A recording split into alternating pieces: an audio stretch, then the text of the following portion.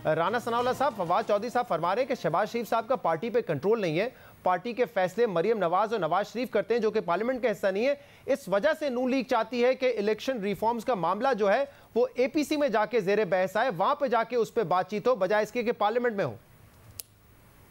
देखिए, फवाद चौधरी साहब जो है वो हस्बे मामूल जो है वो इस किस्म की गुफ्तगू जो है वो करते रहते हैं और झूठ के अलावा और इस किस्म की बेमानी गुफ्तगू के अलावा तो उनको कोई और काम नहीं है। लीडर ऑफ द अपोजिशन मियां शहबाज शरीफ साहब पार्टी के सदर हैं और वो तमाम फैसले जो हैं वो मुशावरत से करते हैं। उस मुशावरत में मरियम नवाज साहबा भी शामिल होती हैं, बाकी लोग भी सीनियर जो है वो शामिल होते हैं। मामला ये है कि जब पार्लियामेंट को ये इज्जत ना दे, ये पार्लियामेंट का एहतराम ना करें और पार्लियामेंट में बैठ के अपोजिशन को गालियां देने के अलावा जो है वो इसके अलावा कोई काम ना हो इनका, वहाँ पे लीडर ऑफ द अपोजिशन को पार्लियामानी तारीख में पहला मौका है कि 4 दिन उन्होंने उनको स्पीच नहीं करने दी। तो ऐसी सूरत हाल में ये कहना कि जी पार्लियामेंट को अपोजिशन इज्जत नहीं दे रही, ये तो बिल्कुल एक जो है वो बेमानी बात है। इन्होंने जो इलेक्शन अमेंडमेंट्स ये लेके आए हैं वो कतन गैर आईनी है, गैर कानूनी है और किसी भी इलेक्शन एक्ट में या इलेक्शन से मुतल्लिका लॉ में हमेशा जो है वो तरामीम इस तरह से की जाती हैं। तो राना साहब, अगर ये तरामीम गैर आईनी गैर कानूनी है तो इस पर बहस सेनेट में क्यों नहीं करते, वहां पे जाके करें। अभी ये बिल सेनेट से तो पास नहीं हुआ, सेनेट में तो अक्सरियत भी ऑपोजिशन की है ना, अदबी एतबार है। मामला ये है कि सेनेट में भी इसके ऊपर बहस होगी, सेनेट में भी हर चीज जो है वो सामने लेके आएंगे, लेकिन मामला ये है कि इलेक्शन लॉज या जो इलेक्शन एक्ट है जी, इसमें शहजाद हमेशा ये होता है कि पूरी अपोजिशन नहीं बल्कि तमाम स्टेक होल्डर, जिसमें तमाम सियासी जमातें जिन्होंने इलेक्शन में हिस्सा लेना होता है, उन्हें ऑन बोर्ड लिया जाता है। इससे पहले जब इलेक्शन एक्ट 2017 जब रिफॉर्म हुआ, वो रिफॉर्म जब हुई तो कोई तकरीबन 100 से ज़्यादा मीटिंग्स हुई थी। सही। और उसमें तमाम पोजीशन की जमातों को ऑन बोर्ड किया गया था, पीटीआई भी उसमें शामिल थी और उस वक्त जो चीज़ें तय हुई थी, उस वक्त जो ओवरसीज पाकिस्तानीज के लिए वोटिंग का जो तरीक़ाकार तय हुआ था, उसके मुताबिक जो ये प्रोग्राम बना था, गालबन सेक्शन 94 था, उसमें ये लेजिस्लेट किया गया था कि ओवरसीज पाकिस्तानी को वोट का हक देने के लिए जो है वो इलेक्शन कमीशन जो है वो एक पायलट प्रोजेक्ट करेगा और उस पायलट प्रोजेक्ट के नतीजे में जो उसकी फाइनेंशियल एप्लीकेशन है, जो ठीक है, मैं इसकी तफसील में जाता हूँ। राना साहब, मुझे जरा फरूक हबीब साहब को इंक्लूड करने दीजिए। फरूक हबीब साहब वो कह रहे हैं कि फवाद चौधरी साहब तो हस्बे रिवायत झूठ बोल रहे हैं, कोई ऐसी बात नहीं है। शहबाज शरीफ जो फैसले करते हैं वो मरियम नवाज और नवाज शरीफ और दीगर लोगों से मुशावरत के बाद ही करते हैं, तो कोई ऐसी बात नहीं है। वो कह रहे हैं कि मकसद ये एपीसी बुलाने का ताकि तमाम पार्टीज इसमें शामिल हो जाएं, और क्योंकि आप लोग इज्जत नहीं देते पार्लियामेंट को, आप लोग पार्लियामेंट में गालियां निकालते हैं, इसलिए वो कह रहे हैं कि फैसले हम तमाम मुशावरत से, स्टेक होल्डर्स की मुशावरत से एपीसी में करेंगे। देखिए, बात यह है कि पार्लियामेंट को इनके चलने कब दिया है इन्होंने। पार्लियामेंट की बेतकवीरी के अंदर तो ये खुद पेश हैं। मैं कुछ हकायक आपके सामने रखे देता हूँ। 2008 से 2018 तक 10 साल पीपल्स पार्टी नून लीग की हुकूमत रही। आप रिकॉर्ड उठा के देखें कि पीपल्स पार्टी ने नून लीग के ख़िलाफ़ और नून लीग ने पीपल्स पार्टी के ख़िलाफ़ इन 10 सालों में कितने वॉकआउट्स किए, कितने बाइकआउट्स किए, कितनी हुल्लड़बाजी हुई, कितनी गालम गलोच हुई, आपको ना होने के बराबर नज़र आएगा, क्योंकि दोनों का मुकमुका था। यहाँ पर पिछले 3 साल के अंदर अपोजिशन की जो दिलचस्पी है, वो दिलचस्पी सिर्फ है वो प्रोडक्शन आर्डर्स लेने के लिए है, पब्लिक अकाउंट कमेटी की चेयरमैनशिप लेने के लिए है और उसके बाद उससे इस्तीफ़ा दे देना, बाइकआउट कर देना, इसके अंदर रही। कुछ फैक्ट्स आपके सामने रखना चाहता हूँ। इसी पार्लियामेंट ने 110 कवानीन पास किए हैं। अभी हालिया दिनों में जिन बिल्स का इन्होंने शोर मचाया हुआ था कि एक दिन में 21 बिल पास हो गए, उनमें से शहजाद इकबाल साहब आपकी इतला के लिए और व्यूअर्स की इतला के लिए, उनमें से बेशतर बिल ऐसे हैं जो 2019 में पार्लियामेंट के सामने ले किए गए, जिनकी रिपोर्ट स्टैंडिंग कमेटी से पास होकर 2020 से पड़ी थी। 1.5 साल से 2-2 साल से बिल्स पार्लियामेंट में पड़े थे, ऑपोजिशन का मुंह तक रहे थे कि ये आएंगे, डिबेट करेंगे, बहस करेंगे तो फिर ये बिल पास होंगे। इनकी अदम दिलचस्पी थी, इनकी दिलचस्पी इस्तीफ़ों पर, अदम एतमाद पर, PDM के आर पार और अब खवार होने वाले मामलात की तरफ है। अब जो ये बात कर रहे हैं APC की तरफ जाने की, इनसे सवाल ये पूछें कि फ़खर इमाम जैसे शख्स जो साबका स्पीकर रह चुके हैं, जो सबके दरमियान जो है वो मैं समझता हूँ कि उनके ऊपर अक्रॉस द बोर्ड रिस्पेक्ट है, उनकी सरबराही में कमेटी बनाई गई कि इनसे रब्ता करें, इनसे मुलाकात करें। इन्होंने मिलने से इनकार कर दिया। 20 बार मुख्तलिफ मौक़ों पर स्पीकर कौमी असम्बली ने डिफरेंट मौक़ों के ऊपर इनको दावत दी, ये बैठने को तैयार नहीं होते।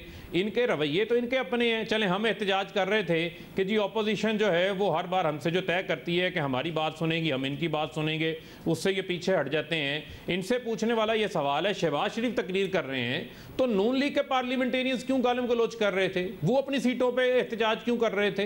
वो हुकूमती बेंचों के ऊपर आके लपक लपक के हमले करने की क्यों कोशिश कर रहे थे? क्योंकि इनके अंदर अपने इतफाक नहीं है। ये मरियम वाली जो बात कर रहे थे, अगर इतफाक हो तो शहबाज शरीफ पाँव पकड़ने की बात कर रहे हैं, घुटनों को हाथ लगाने की बात कर रहे हैं, मरियम जो है वो मज़ाहमत की बात कर रहे हैं, तो तफरीक तो इनके अपने रैंक्स के अंदर आपको नजर आती है ना। लेकिन फारूक हबीब साहब में तो बता रहे हैं कि और दीगर जमातों का एक मौक़िफ़ ये रहा है कि इलेक्शन रिफॉर्म्स पे जो भी आप बात करना चाहते हैं, आप इलेक्शन कमीशन को भी इसमें शामिल करें ताकि इस मसले का हल निकाला जा सके। आप सिर्फ एतराज़ ऑपोजिशन नहीं कर रही है, इलेक्शन कमीशन ने भी कहा है कि बहुत सारी तरामीम ऐसी हैं जो कि आइन से मुतसादिम है और बहुत सारी ऐसी हैं जिनकी तफसीलात ही नहीं बताई है हुकूमत ने। इसको कहते हैं शहजाद, जो अपोजिशन की तरफ से इसको कहते हैं मगरमच्छ के आंसू बहाना। वही लोग जो कल इलेक्शन कमीशन को बुरा भला कह रहे थे, जो इनको RTS हजम नहीं हो रहा था, जो इलेक्शन कमीशन के बाद 2-3 माह पहले एहतजाज करते नजर आ रहे थे। नहीं, मैं तो इलेक्शन कमीशन का मौक़िफ़ दे रहा हूं कि इलेक्शन कमीशन भी मुतमईन नहीं है। नहीं, मैं इलेक्शन कमीशन पे तो मैं आता हूं ना। मुझे ये कल मैंने देखा तो कल ये बड़ा दफा करने लगे हुए थे, भाई आईनी इदारा है, आईनी इदारे का हम भी एहतराम करते हैं, लेकिन एक चीज़ जो है बहुत इंपॉर्टेंट है, वो है पार्लियामेंट की सुपरमेसी। पार्लियामेंट जो है वो सुप्रीम है, पार्लियामेंट ने कानून साजी करनी है। इंतखाबात जो हैं वो एक्ट ऑफ द पार्लियामेंट के तहत होने हैं। जहाँ तक रह गई बात इलेक्शन कमीशन की पावर्स की, तो वो आइन के आर्टिकल 218 में मौजूद है। पावर्स में आपने फ्री एंड फेयर ट्रांसपेरेंट इंतखाबात करवाने हैं। 2013 का वो इलेक्शन जिसको RO इलेक्शन हुए, 125 दिन का हमने धरना दिया, वो जदोजहद हमने की। इनमें से किसने की? थोड़ा फैक्ट्स रखना चाहता हूँ आपके सामने। एक मिनट, जरा इसमें पहले मौक़िफ़ ले लूं, इसमें मौक़िफ़ ले लूं। राणा साहब का 10 सेकंड में, 1 मिनट, फिर आप ले लें मौक़िफ़, फिर आप मौक़िफ़ ले लें 10 सेकंड में। PMLN ने 2018 के बाद सिर्फ जो इंतखाबी उसदारी की कौमी असम्बली के अंदर इन्होंने जो पटिशन दायर की वो 15 थी, सूबाई असम्बली में 28।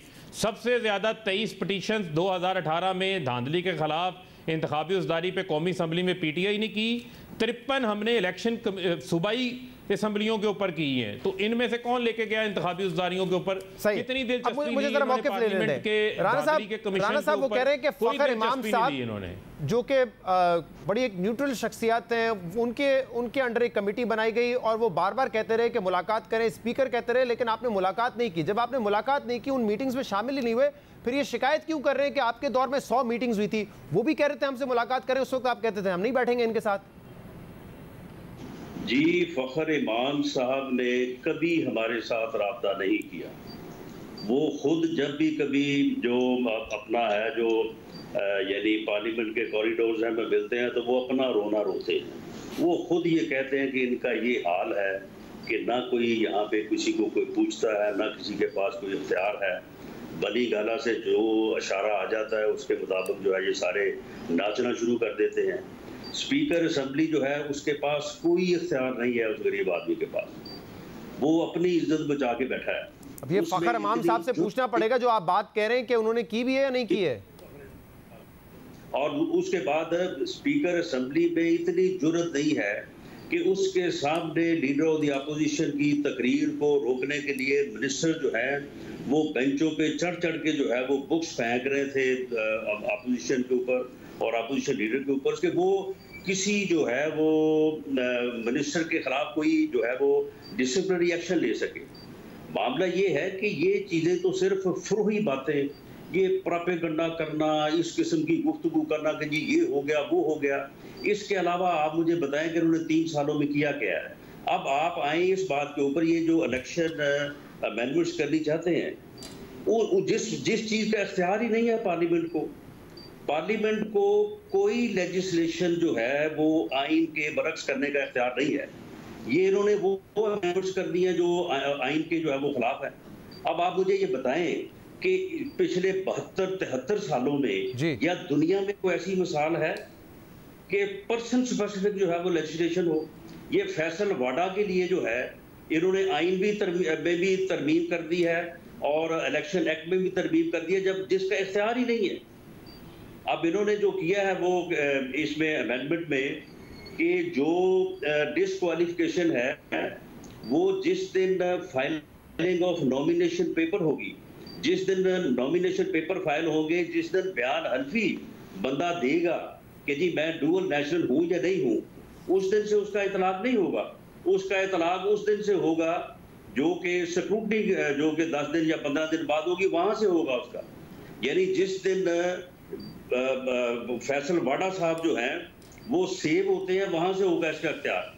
और इस एक सेक्शन का इतलाक जो है ये होगा 2 अक्टूबर 2017 से, यानी उसे रिट्रोस्पेक्टिव इफेक्ट दिया है इन्होंने।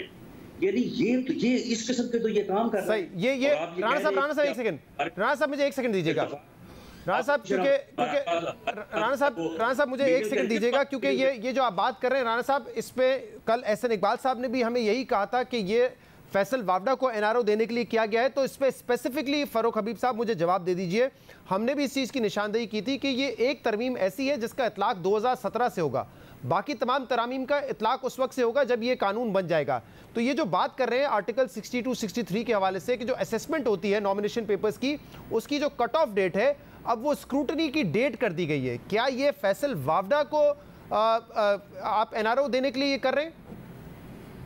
देखिए, पहली बात तो ये है कि इनसे प्रोपेगेंडा आप जितना मर्जी करवाना चाहें वो आप करवा लें। फैसल वाडा जो है वो रिज़ाइन दे चुके हैं, वो अब मेंबर ऑफ सेनेट हैं, लिहाजा उनके ऊपर जो है वो किसी किस्म की ना तो इस तरमीम का इतलाक होता है, ना उस कानून का कोई इम्पैक्ट उसके ऊपर रहता है। लिहाजा बात यह है कि उनका मामला इस्लामाबाद हाई कोर्ट ने वापस इसी वजह से जो है वो इलेक्शन कमिशन के पास भेज दिया। तो उसकी कोई इलेक्शन कमीशन ऑफ पाकिस्तान में उनका उसकी इंपॉर्टेंट कोई हैसियत इलेक्शन कमीशन में तो ये मामला है ना फरूक हबीब साहब। तो अगर आप कहते हैं कि इस वजह से नहीं है तो फिर जरा बता दीजिएगा इसकी मंतक क्या है कि एक कानून आप जो चेंज करना चाहते हैं उसका इतलाक 2017 से होगा। देखें वो उसका नहीं, देखें उसमें और भी चीजें हैं ना, उसमें और चीजें भी हैं कि अब जिस तरह इसाकदार हैं वो वहीं से बैठ के बाहर भागे हुए हैं, भगौड़े हैं, क्योंकि शरीफ खानदान का सारा मनी लॉन्ड्रिंग का ट्रैक रिकॉर्ड उनके पास है, वो मुल्क से बाहर हैं, वो वहीं से सेनेटर मुंतखब हो जाते हैं। और एक अपर हाउस जो कि पार्लियामेंट के जिसके बगैर मुकम्मल नहीं होती, कानून साजी के अंदर उसका अहम किरदार है, उसके मेंबर के तौर पर उन्होंने हलफ ही नहीं उठाया।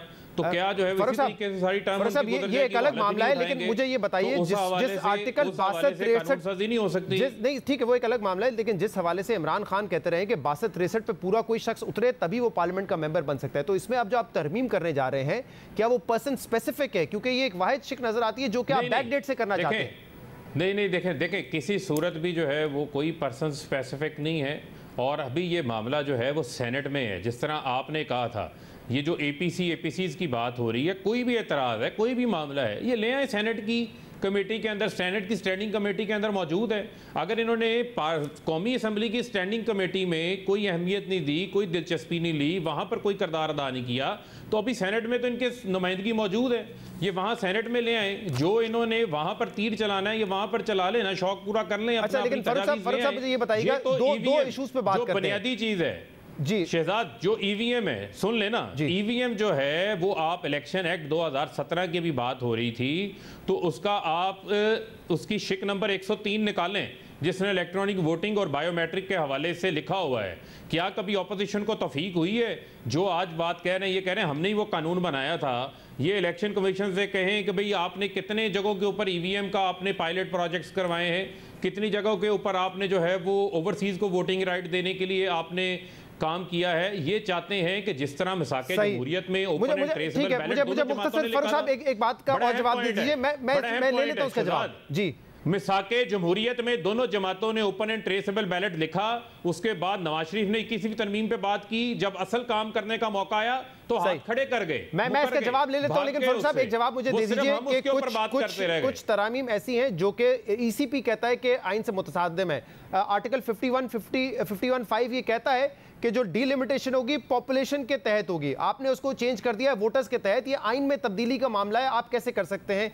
इसी तरह जो इलेक्टोरल लिस्ट बनाने का मामला है, आपने वो नादरा को दे दिया है और ईसीपी का इख्तियार था वो वापस ले लिया उनसे।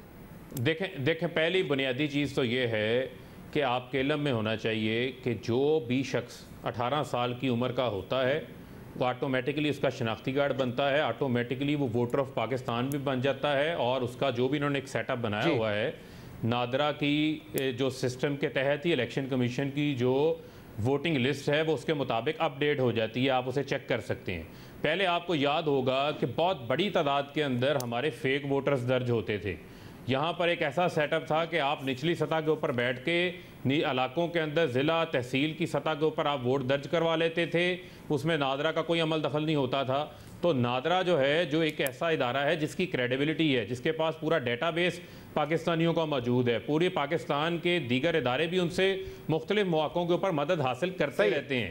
ये नहीं है कि नादरा और इलेक्शन कमीशन का आपस में कोई इंटरेक्शन नहीं है, कोई कोलैबोरेशन नहीं है, कोई ताल्लुक नहीं है, पहले भी ये क्लोज कोऑर्डिनेशन में काम कर रहे हैं। लेकिन जैसे आप अगर एमएनए हैं तो आप नुमाइंदगी सिर्फ 18 साल से ऊपर के वोटर्स की नहीं कर रहे, आप उनसे आप हर किसी की करते हैं। वोटर की बात कर रहा हूं ना, मैं पॉपुलेशन के हवाले से बात कर रहा था कि पॉपुलेशन का डाल दिया। अच्छा मेरे पास वक्त, मेरी बात नहीं फॉलो की। मैं समझ गया आपकी बात नहीं फॉलो की। मैंने कहा जो नया वोटर दर्ज होता है, मैं पॉपुलेशन के हवाले से बात कर रहा हूं। फरूक हबीब साहब मिलता है लफ्ज पॉपुलेशन को निकाल के आप वोटर कैसे कर सकते हैं जब ये आईनी मामला है? मुख्तसर मुझे बताइएगा, वक्त कम है ना मेरे पास। नहीं मुख्तसर देखें, बात यह है कि अगर इलेक्शन कमीशन ने 15 तारीख को पब्लिक प्रेस रिलीज जारी की, 17 को खत लिखा, इलेक्शन कमीशन के जो तहफ़्फ़ुज़ात हैं वो पहुंच चुके हैं, उनको भी हम देख लेंगे।